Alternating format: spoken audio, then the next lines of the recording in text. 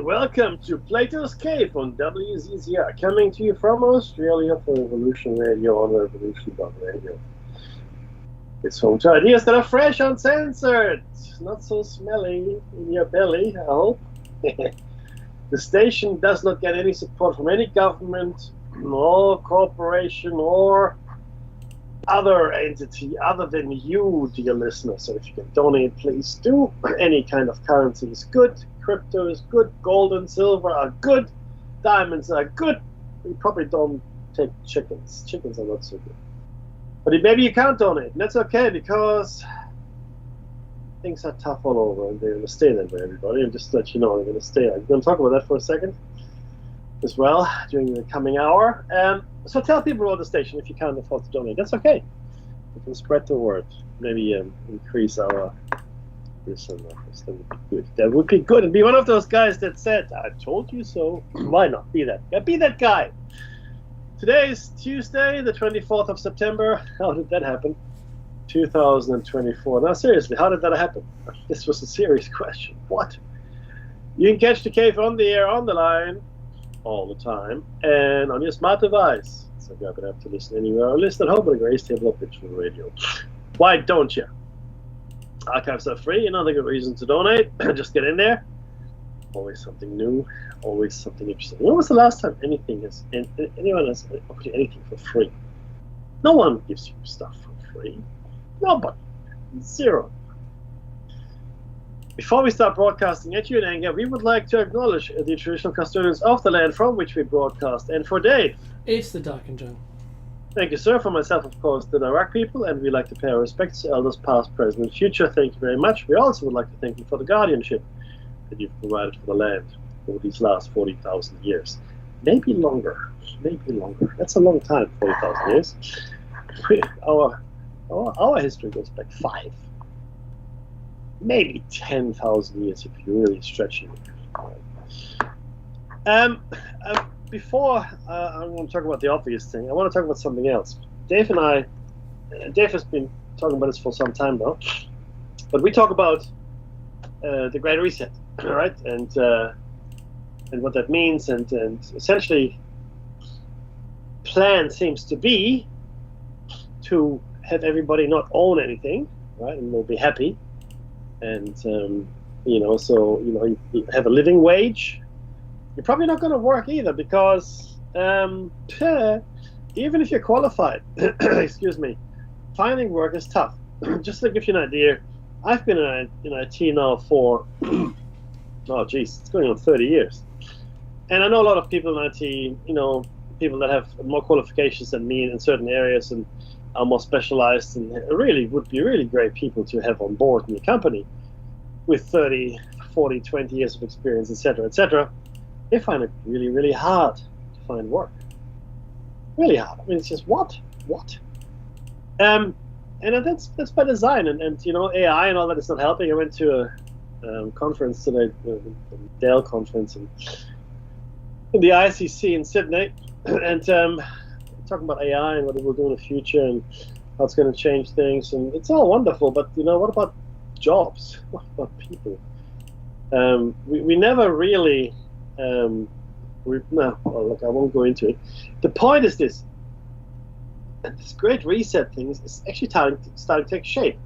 In Australia, they're looking at a plan where the government will, I think it's up to 40%. We'll give you up to 40% of whatever your house costs, right? So you can afford the first home, right? So they will co-own your house, as it were. And before long, they might own the whole house. And if you can't pay it back, then they will own it. The government, that is, eventually, right? So is that the first baby step on the road to the Great Reset, where it's a co-ownership with your government? Maybe. I do believe with the Great Reset, there will be the nationalization of a whole bunch of stuff as well. There has to be. It wouldn't work any other way. Transport, healthcare, communications, a whole bunch of other stuff needs to be nationalized. Meaning, the government owns it, like it used to. In the Commonwealth Bank, Telstra these were all owned by the government before they were privatized. It might go the other way, potentially now, right? Because we all know that capitalism just doesn't work. Capitalism has passed away. But yeah, Dave, you know what is this as well, right? I mean, there's a whole bunch of activities, let's call it, that are sort of dragging us, excuse me, into the Great Reset. Yes, and that's so true. One of those things is censorship. When you're only echoing the words of the great words of those who determined what those words are, which does not have to be the truth, Mackie. I watched Parliament. I watched, what's it called? Something time. I watched a lady reading out the bill, the second time the censorship bill has been tabled, and she's right. She's right in saying that the bill doesn't say who is going to speak the truth and is truth okay. No, it's only echoing the message that the government says, and that is going to be the truth. Honestly, I can't believe we're here. Welcome, Mr. Danga. Welcome to the show. Yeah, we'd like to have you here. Thank you very much. Why don't you sit down? Yes, I shall sit down. What's 1 and 1? It's whatever you want it to be honest with you, as long as I get to sit down. That's how we're going to behave. And this parliamentarian reading out, senator, if you will, reading out the objection to the bill before they vote was very clear in describing who would be right, whose voice is right, and gave a great example about the thing we've just been through recently, where some of the words that were being said, though the truth was silenced, and we see that in hindsight, and those words from the government were not true. Isn't it extraordinary that we should have started in such an obvious example of where it can go wrong on you, and that's when the government decides to throw a censorship bill out, when we still remember it. That's it. I'm flabbergasted. It is quite. This should be the case. It is quite something. I mean, look, and she also said something very funny, and she said this is just coming from a government who thinks this bill is about stopping memes of the Prime Minister. So that had me, clutching my sides because I was laughing for so long. But this is where it's going. I remember seeing the words that Bill Gates said, and the problem in the US is freedom of speech. What do you mean problem? What problem? How is that a problem? It's a big problem, Dave. We all know it's a big problem. Clearly, you haven't gotten the memo, Dave. Oh, Dave, I wasn't in a meeting. You would, oh, dude. Yeah. I can't take notes. I can't take notes for you forever. I just can't do it, brother. It's just not going to happen. Okay. So, through my lens of looking at the world, having read The Great Reset, the plan that they had in a drawer and then blew the dust off it during COVID. They blew the dust off it and added climate to it. It didn't have climate in it before. Climate wasn't even a consideration before. The entire Great Reset was designed around robots and automation taking our jobs away. And then you'd have, at the time, I think it was 6 billion or 5 billion people wandering around without jobs. Yeah. And of course, now we're at, how much is it? 8? About that. Yeah, 8 billion. I think we just hit 26 million in Australia. But we've finally hit this point. They've blown the dust off and gone, well, this is perfect. What a great time, because that's all governments do this. But the thing is, this isn't an elected government that's decided this. These are self-appointed greatest leaders ever. Self-appointed people who have decided that their group of billionaires are to be protected. They're the ones who are going to rule the world in a stakeholder economy. Fantastic. Doesn't it sound good? Am I a stakeholder, Mickey? Are you a stakeholder? Well, I can hold steaks. I've lots of practice. I used to cook them. Oh. I'm not really, familiar with the vampire slaying kind, but other than that, I'm okay, Dave. Well, I'm going to say that we're not stakeholders in the stakeholder economy. We don't tend to benefit from it at all. The people who benefit from it are those billionaires, the huge tech companies. That's who they've drawn up to be the leaders of the new world. Is and this who, right? who better qualified than the greedy, corrupt men, totally. men mostly, that have nothing better to do than accumulate wealth and ensure that millions of people starve to death every year. I mean, look, if you vote to anyone, those are the people, Dave. Come on. I know. Who am I? So if I said, hey, Google, I love the leader.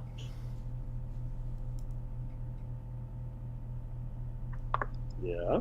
It would respond. Yeah. That's wonderful to hear. A strong leader can inspire and motivate others to achieve great things.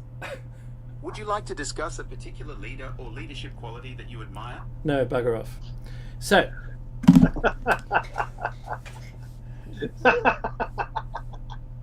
This is the world we live in. No, I don't live in this world. I've moved on. I'm not living outside the asylum. Screw that. I'm not here anymore. Becky is no longer available. In the asylum, Mickey, you get these wonderful wraparound jackets. They do up at the back. They're great. This telephone has been disconnected. It's complete and utter insanity, but we're marching towards it. And the thing is this, right? This is the next thing we need to have a look at, because it is serious and it's imminent. This is the how do you own nothing. That's I pondered that too, Mickey. How do you own nothing and be happy? Oh, look. How do you get from owning something to not owning it anymore? No. That's the no. See, no. That won't happen. I don't think. Mm-hmm. It'll be. How can I put this best? Okay. You know how there's this push by the millennials for minimization. You know, the tiny house. Oh, tiny houses, yeah. You know, all that stuff. Yeah. Mm-hmm. And I don't really want to work because it's sort of it crowds my energy. I gotta align my chakras and all that. Well, I don't get up until 11 o'clock, and then I have 11? smashed avo and coffee. They have an 11 now in the morning. There's another one coming around, isn't there? There's another one. Yes, my butt is broken, but it's right twice a day. It's it'll be an easy glide for people. This is the point, though, right? Yeah. It'll be a slow glide into not owning anything because, well, first the government will own it, then you're born into it, and then people are born into these kinds of situations as well, right? And if you have nothing anyway to start with, right? If you're an unfortunate that lives in the third world or whatever, and then a living wage and food sounds like paradise. Make no mistake, it'll be harder in some countries to execute on it, but not impossible. No, the other thing, sorry, I was going to talk about as well, because this is important, is that the war is here now, and it's not. I had my first indicator that we now actually have an actual war when the Israelis shut down Al Jazeera in the West Bank. So the military went into the West Bank and shut down the Al Jazeera offices 3 days ago. That's right. Mm-hmm. And that's what happens when you start a war. Then they issued the same kind of evacuation warnings they issued for Gaza prior to the Gaza strikes. And now Hezbollah, yeah. No, to the Lebanese. So now right. thousands of Lebanese are fleeing in north. southern Lebanon. Yep. Yeah. And the highway that goes south. It's a main highway there, right? And it obviously goes both directions. Now it just goes one direction, north. Just the whole highway is going north. It's crazy. They've killed 550 people since Monday, 50 kids as well in these strikes. I mean, it's the first act of war. There's the serious associations one when they blew up the pages and then the walkie-talkies. Yeah, a massive blow to Hezbollah from a readiness perspective. that's right. Not so much. I mean, so you wound 3,000, you kill, maybe a couple hundred, big deal, whatever. Right? You've got to recruit active because they're no longer active. Oh no, yeah, that well, I mean, plus you've overloaded the hospital system. That's right. Plus, you've taken off a whole bunch of middle and upper management now, right? So it's going to be really hard to mount any organized resistance against the Israelis. The question now is, what are Iran and Syria going to do? Start hitting them from the other directions. That's what's going to happen. Apparently, they've already started. Well, see, that's really going to be the question, though, right? How do you fight on all your borders? Oh, that's not it. The Americans on your side. That's not an issue. That's fine. Okay. The Iranians, the Syrians, but that means the Russians may be drawn into that conflict as well. Not that they've got any manpower left. No.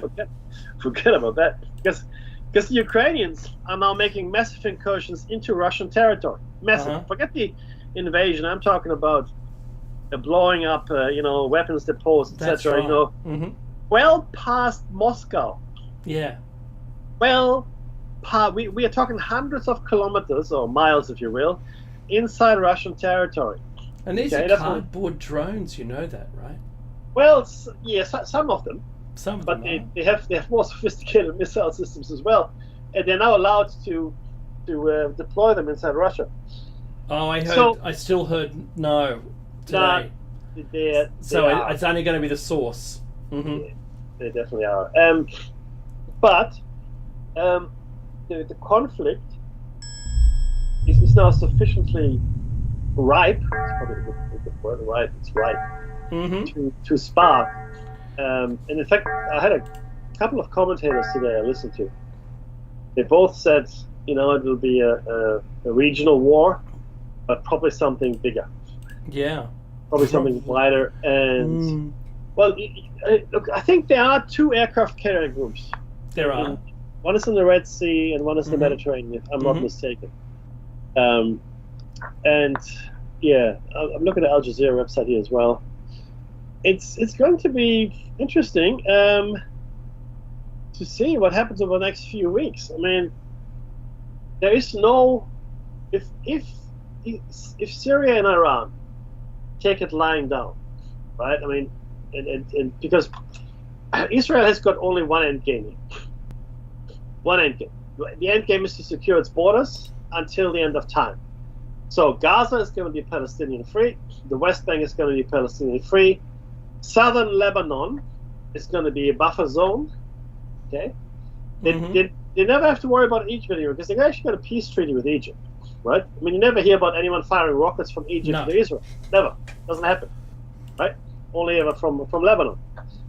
Even though the Muslim Brotherhood is pretty strong in Egypt, but that just doesn't happen. So it's that's what we're looking at now. Israel will be complete if it's allowed to continue and unfold as it is, will be completely secure.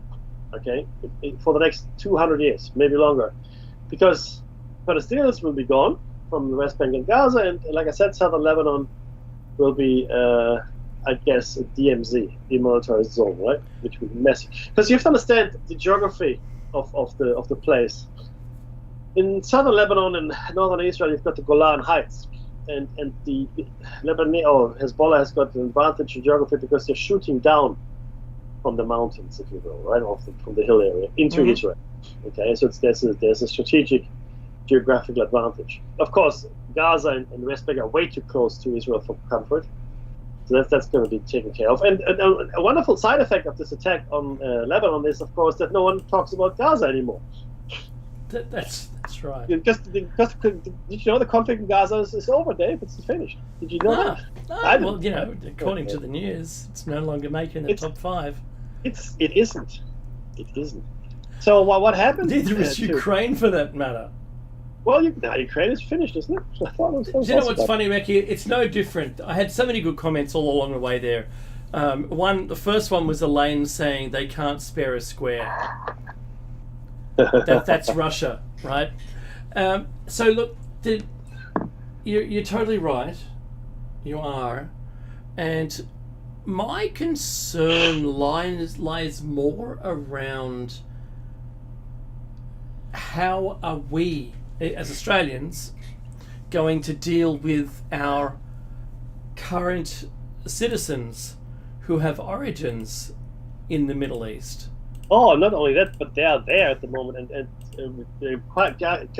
Kylie. Penny Wong has said, you got to come out, you got to leave Lebanon now. Oh, that's the people that are there. Yes. What about the people that are here where we live? Absolutely. Yes. So the same, I echo this from World War II, where you're fighting an enemy, but you've got citizens who are the same nationality, and they fall into, can you trust them questionnaire? But yes or no?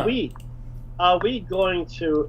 Is Australia going to engage in this war? So, my hope is no. Is no, obviously, because it's stupid if we get involved. We have nothing. We have nothing to. If anything, we should engage in any peace effort that we can.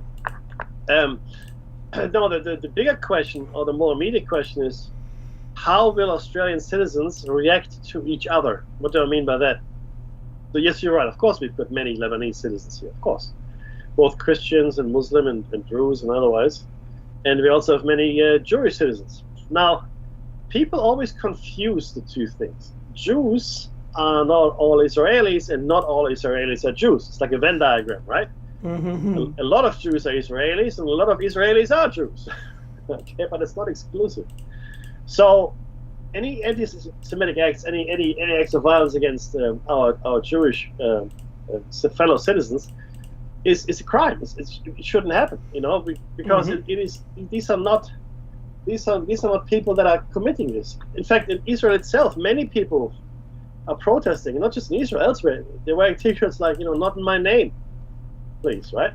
This you have to understand that this war effort is driven by a very small minority within the Knesset, the Israeli parliament, I should say, right? Ultra-Orthodox, ultra-right-wing Israelis that don't even acknowledge the existence of Palestinians as people, okay? It's super racist. I mean, super bigoted. I mean, like on par with Hitler and Goering in their belief of racial supremacy. That's saying something right there. Well, it is, but that's the truth, right? That's what we're looking at. And it's just a small, tiny minority. Now, you could argue that maybe it's time for Netanyahu and his government to be, voted out. And I think that's not far away, to be honest. Especially if this war is not going to go well, right? So, because so far it's been going okay for the Israelis, but if Syria and Iran getting in there, and when you've got the first few Israeli cities destroyed by conventional nuclear weapons, whatever the case may be, I think it's going to be. This is going to be an existential war, and you have to understand as well. Look at the timeline of the development here, of everything that went on. Right, it reminds me of nothing as much as 9/11.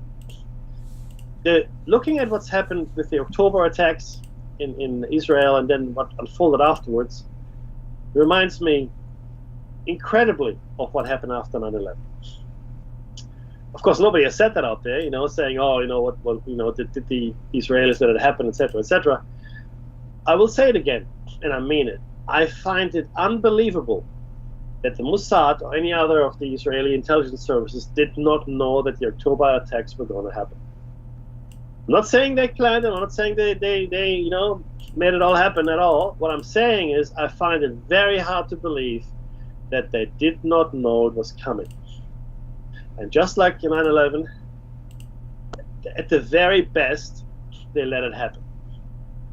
They let it happen because it gave them pretext for everything that we see unfolding now. The walkie-talkie and pager attacks, that wasn't a yesterday thought. That took months, maybe longer, of planning. That was a massive logistical effort. Okay? Thinking about the first lot of shipped in 2022. Oh yeah. So these that's things, 24 months, and I estimated about 30 months. Yeah. Look, 9/11, in my opinion, was planned for many years. Yeah, totally. I think the planning for 9/11 started after the first Gulf War. That's what I think, if not earlier. Okay, after the first in the early 90s. That's when they started planning for 9/11, and with Osama bin Laden and recruiting people and getting it all set up and aligned. You have to understand these folks, I think, in extremely long terms. And even if they're not the original parasites, and in my estimate, the immortals, if you will, they think in generations as well. The Bushes, the Harrimans, the Walkers, okay, the Waltons, all the big American families, right? But even the South family, I mean, all the families in the world that have generational wealth or generational power, they don't think in yesterday, tomorrow, and today. No. They think in last 100 years, coming 100 years, and further ahead. That's how they think about the world, even if they're not the original parasites. Okay, and that's what we're dealing with here. These are things that are really well thought out. Okay, how can we benefit the most people from any action that we take? And you look at anything, but especially 9/11. I know we just we just commiserated and lamented the anniversary recently. So many individuals benefited from 9/11. You know what? I'll make show notes. It'll just be one show where we're going to list all the people that benefited from it, and the policy decisions, and what things became possible afterwards. And once you see it written down, black on white, once you see it in front of you, you go, oh, well, maybe you're not such a crazy conspiracy theorist. Because it is overwhelming. Thinks that. Let's hope so, right? Because it is overwhelming. Once you look at the evidence and the things that happened, right? I'm not saying they happened, just look at what happened. Don't look for the causes of what happened or how it was done or who did it. Just look at what happened.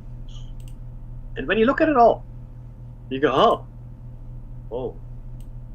And you become very quiet. It's a very sober mood that enters the room. Of course, you can't discuss it in polite company because you're disrespecting the 9/11 victims, right? That's what they tell you. Oh, can't. We'll never disrespect their memory. We are disrespecting their memory every day that we don't investigate this crime. Yeah. Every day. And this is the same for October. October 2023, okay, is going to be one of those dates where we're going to go look back at us. What happened here? What happened? How did it happen? How could it have happened? It couldn't have happened. That's the thing. If they were able to infiltrate the supply chain of Hezbollah for pages and walkie-talkies and God knows what, how did they not see this operation, which involved thousands of Hamas fighters and other factions in Gaza and elsewhere? Thousands! You can't tell me. See, people, you can't have it both ways, Dave. I'm going to throw it to you. Let me just say this. People always say, oh, you can't keep a secret. If there was something going on, then we would all know about it because, it would take tens of thousands or thousands of people to just shut up and not say anything, right? That's what everybody always says. When we talk about, a Groom Lake or any kind of cover-up or whatever. Mm-hmm. Well, people always say, no, you can't keep that secret. So how on earth, then, did thousands and thousands of these fighters and clearly planners and logistical people, and you need all kinds of people for that kind of attack. How did not one of them let slip the information to Mossad or the other agencies? And Mossad has got deep sleepers there. That's right. How is it that none of them warned anyone about this? I mean, 9/11, everybody warned about that. Again, read Susan Lindauer's book. It's really quite eye-opening. If they don't want to hear it, they won't hear it. And we never hear about it because they're not like America. They clean up all the loose ends in Israel with extreme prejudice. Okay? Mm-hmm. So how is it possible? The answer is it's not. It's not possible for Israel not to know about it. It's completely impossible. It is completely impossible. That kind of failure is unthinkable. Okay, for Israel and the Israeli security community. It just wouldn't happen. But it did here, right? It did happen, Maggie. So what do you say to that? I say, well, did it? Did they really fail? Did it really fail? I don't know, Dave. I'll throw it to you, and I'll let our listeners think about that for a second. Well, okay, so you're right. Again, always. You're always right.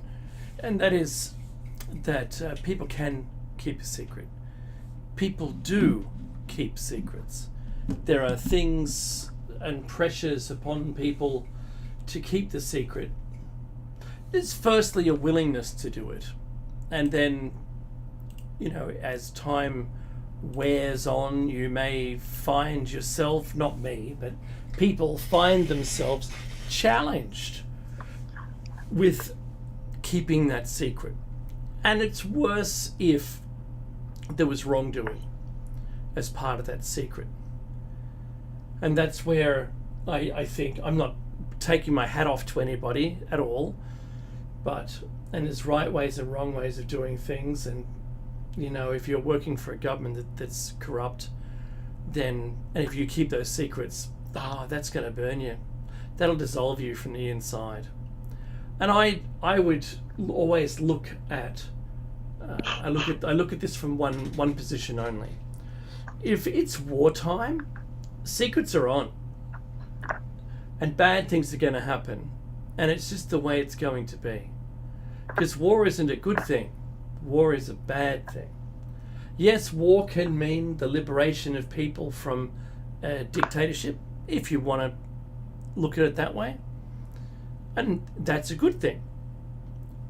It was the liberation that was good, not the war that was good. Do be discerning about how you see things. Because I can make someone say that they don't like war and then just change the questions, the lead up to it, and I can make them say that war is good. It just depends on how I approach the questions. So for people to keep a secret, like all the people who are working at the NSA for more than 25 years before we found out about it, even the agency existing, is crazy. How about that? Yeah. Right? So, let alone anything else. I think all the people in the supply chain were working for a common goal, and that common goal was the mission. So the mission is there, hasn't been enacted yet. You got to keep quiet because otherwise it'll all fall apart. And that's that use it or lose it that I mentioned the other day. And they had to go and do it. So I'm not saying I have any inside knowledge. No, this was a CNN News 18 that said used those words, so I was echoing those. But this is it, Maggie. It really is. I know. I'm going to go back to my first question. And will we make detention centres in our country if we engage in any global war? The answer is yes. It was rhetorical. We're going to do it. All the countries are going to do it. We're also multicultural now, as opposed to when we were in World War II or earlier.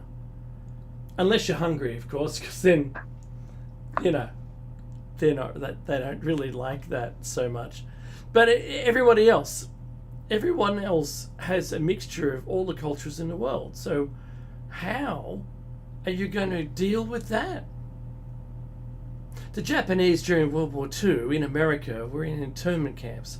All of their possessions were taken away. They were rounded up. Their houses given back to the banks. All of their personal effects were just left. Now, George Takei from Star Trek, the original Star Trek series, he was one of those. He was a kid. Yeah. One of those families. That's right. He's told the story about it. And without hearing it from him, I didn't know much about it. I had no real connection to anything. Yeah, sure, I'm a nerd, I'm a geek, I'm a techie. I've got all those. I'm a Trekkie, I'm a Star Wars fan, sci-fi, you name it, I love it. But to hear it from someone that I enjoyed watching on TV, you go, wow, really?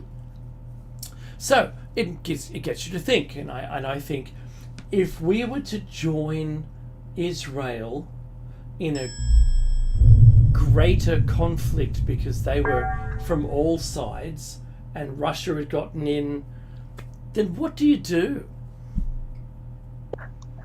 What do you do with your people? This is let alone any other country for that matter. So how do you treat them? How do you I'm sure the Geneva Convention says how you should be treating these people. Sure, it's a good thing. Where do you put them? We don't have enough storage for anybody, let alone anything else. So just from the logistics of having to join a war that you might fully support, but it's too complicated at home to do it. Wow. Yeah. Yeah. Could you imagine that being the stopping point? Well, yeah. It's like when your friend rings you up and goes, "Oh, can you come fishing?" And you look at your wife. You're on the phone. You look at your wife, and you just go, "I remember the time that I said I was going fishing, and she made it hell." So go if you think you should. Oh no! Feel free to do what you like. They're all words that mean the opposite. No, I'm going to stay at home. You tell your friend, and you just hang the phone up. What happened. Who is this? Don't ever call here again and hang up. It's a prank call. What? But can you see that that's a really weird point of view, that you can't join it because of the possibility of strife in your own country? Oh, yeah. We're at the worst time in history to join a global conflict because everyone that is in the globe is in your own country. Huh. Uh-huh. So, I'm not here to solve it. I just like throwing those stupid ideas out there into the wild. And I know England's been in wartime manufacturing for munitions for more than a year, which is interesting, and it's not being sold to Ukraine. And I'm thinking, well, what are they doing that for? Who else is doing what? How many ships are the US building? How many planes are they building? And we're at a point where we can't, if a global war took place, we can't ever make the current level of tech, our highest level of tech, anymore. We won't be able to make it. Russia's having those problems at the moment.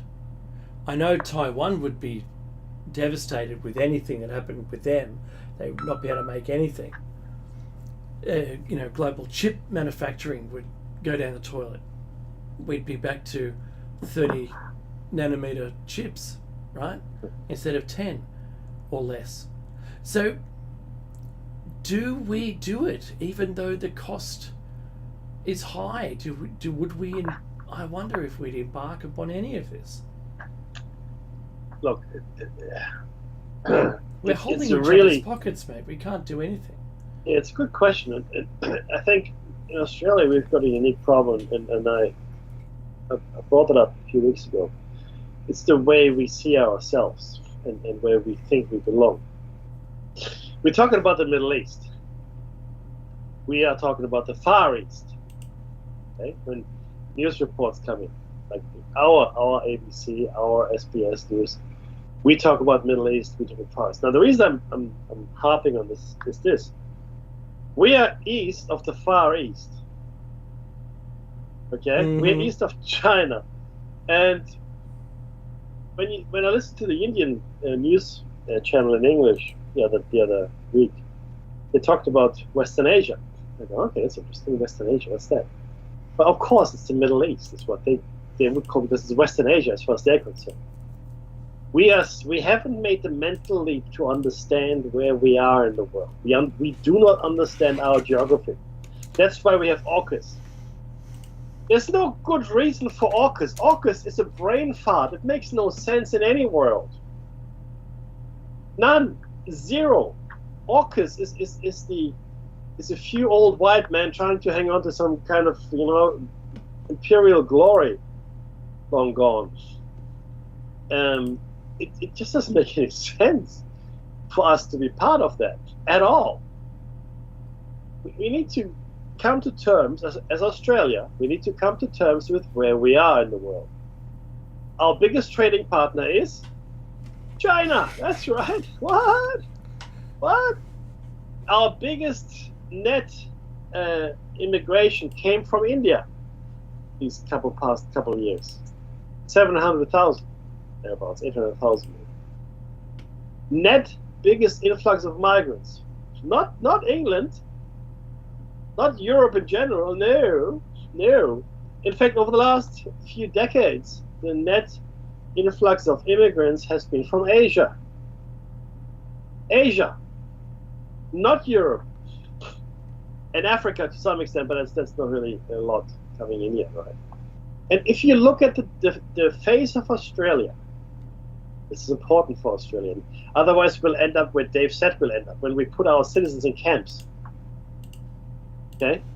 We're putting our citizens in camps. We are in the middle of Asia, and we're putting Asians in camps. Yeah. Because the Middle East is in Asia, make no mistake. So we are where we are, and we need to acknowledge it. And I came to Australia in 1988. Hey, Flea, how are you? 1988. Okay, this is a long time ago now, right? I was 19 when I came here. Those were the days.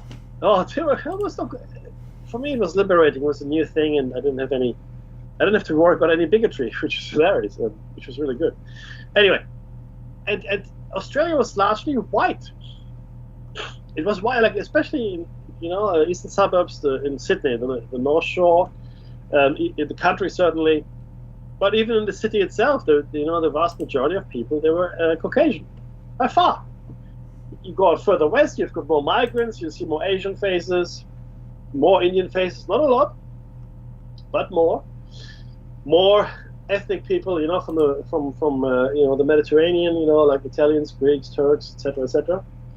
Again, not overwhelming, but there were suburbs where these people were, right? So you go there and you see more of those people, but by and large, Australia was white. Right? Now, some 30 odd years later, almost 40 years, right? Not so much. If I go to Sydney, CBD, right, anywhere, whatever, I could be, if I go to a shopping center, I could be in Singapore, I could be in Hong Kong. I could be in any major city in Asia. That's the mix now of people. There's still a lot of Caucasians, don't get me wrong, but a lot more people from Asia. A lot more, right? And you look at the restaurants as well. I mean, Chinatown was very limited when I was young. Dixon Street. Pretty much. Now Dixon Street is dead. It's completely, not completely, but almost completely deserted. And Chinatown has just exploded out all the way up to, if you're familiar with Sydney, all the way up to, to Town Hall, and then, all the way into Pitt Street, all the way down into Central Station. Like, this is this massive, it's not Chinatown really, it was like Asia, I guess Asia Town, if you will, right? And restaurants, shops, businesses in general owned by Asians. And it's changed completely. The face of Sydney has changed completely. And yet we cling, Dave, to this antiquated notion of ourselves. That you grew up here, Dave. I mean, you know this better than I do, right? So yeah. No, well, see, we had Italians and Greeks, the highest majority of influx after World War II, and I grew up with in that situation, and I took away from that when I was growing up that this is the world we live in. And look, you have to say white Christian. It doesn't matter whether they're got olive skin or not. That's kind of the way that our country viewed the world. Is these are our allies, and you couldn't mention Japanese to the generation above mine because we went to war with them. that's right. And it was pretty hard. Germans were frowned upon, Japanese were frowned upon. The Italians, a bit questionable if they left before the war, right? Yeah. Because that was how, and it usually starts like that, and then television makes that better. Hogan's Heroes was the best show that was made to allow people to smile and joke and see fake Germans, no doubt, on screen in situations in which it was just funny, right? Yeah. I think if I looked forward past the next war and we still had technology, we would be doing the same thing. We would be making sitcoms or funny things. At the moment, memes help us control. It's a new level of communication, but memes help us control our emotions to a certain degree. Most memes are funny. They have an origin of, satire. And a satire, I think, helps us adjust. It really does. It's not always good. Memes, it depends on who you are. Like, I'm circling back, but if you're the government, memes are bad because, I don't know, you think too highly of yourself, possibly. Yeah. And if you do that, and you got to be able to laugh at yourself. If you can't, then you've got problems. If you can't ever admit that you're wrong, you've got a problem. Oh yeah. So each of those things I think are really important, Meki, and I want to watch each moment happen in the next few weeks to see what happens next, because I've got a lot of time up my sleeve. Not that I need it, but enough to be able to pinpoint the very moment things get out of hand. Yeah. And look, but again, this notion of things getting out of hand, it's real enough. It's real enough. But I think there's something we can do about that. I think I really do think that we still have the opportunity to. I'll make the meme now and send it out. See what I did there? You're a clever clocks, you are. But yeah, it's. Well, at the moment, I think the decision's already been made. I think there's going to be a greater conflict into Lebanon. I just think that that's what's going to happen. I wouldn't like to ponder who would be involved, but rather I hope that whatever is going on, that stable minds prevail and it doesn't go the way that I'm imagining it. I'm wrong. To say. Well, I mean, that's the thing, right? Mm-hmm. Are we? I don't want to be pessimistic either, but I'll be honest with you. There are a couple of factors here. Okay, so one factor obviously is Russia, and the other factor is the West opposing Russia, and yet another factor is Israel. I shouldn't say Israel. It's the Netanyahu government, and within the Netanyahu government, these extreme ultra-orthodox right wing. It's actually just two guys, really. How far are they willing to go? How far is Russia willing to go? How far is the West willing to let Zelensky go? Yeah. How far will Israel go? Israel has an end game, unless they get rid of Netanyahu as a government, right? As his, like if his cabinet is defeated or ousted or whatever, the end game is, as I described it, Gaza and the West Bank are Palestinian free, and southern Lebanon is a buffer zone, right? That's the immediate end game, and it won't stop until that's actually achieved. So, what will happen? Because everything else hinges upon it. What will North Korea do? What will China do? Right? What will India do? Because it all depends. If China starts a move, then India might think, "Ooh, China's weak." Don't forget that the Indian and the Chinese, they beat each other to death in the mountain pass. That's the border between India and China, Himalayas. A couple of years ago, a few of the soldiers of each side came to blows, and they killed each other with sticks and stones. Because guns are banned at that particular intersection. Yeah, so they're not buddies. Okay? No, they're not Russia. friends, no. Yeah, Russia has got border issues with China and India as well, and Mongolia for that matter, but that doesn't really matter that much. And other players jump in. We will see larger players trying to eat smaller players or get territory of other larger players, and we will see a further fracturing of existing states. If you've got a volatile international climate, I can see the Basque country in Spain separate. I can see the Berbers in Morocco secede. I can see Texas leave the Union. I can see a whole bunch of stuff of ethnic minorities deciding, this far and no further, thank you very much. Globalism clearly is not working, thank you. We're going to go our own way, right? And who's to say they're not right? I don't know. Well, that just makes the WEF more insistent on doing their things sooner. Yes, I agree.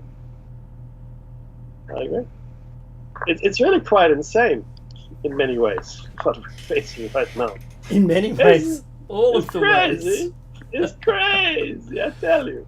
Mecca and I were trying to decide whether we were going to continue calling every day crazy because it's getting crazier, and sure, that's a description from one day to the next, but it's not an admission so much like the economy. Inflation is only 1% or 2% this month. Yeah, but if you look at from when inflation began, it's 23% up. So how much crazy is your day-to-day change? Oh, a lot. I didn't even imagine any of this in my lifetime. I thought we'd had so many good lessons along the way that we shouldn't be doing any of this. Some of the best leaders really walked us back from the brink. And now it's the worst it's ever been. Yeah. That's unfortunately Dave's right. It's unprecedented. What we're seeing, not entirely true. We have the same situation, if only worse in many ways and more complex that we had prior to World War I and prior to World War II combined. That's right. Mm-hmm. So it is worse, I guess, and not unprecedented. Just the scale of it is not really helping us much. It's not helping. Not helping. There's no help here.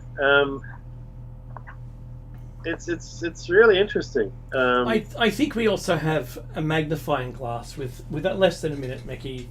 You can take it. So we've got a magnifying glass now with the internet where we all have personal, connection through to something that we can observe or read, and this is not helping us overall.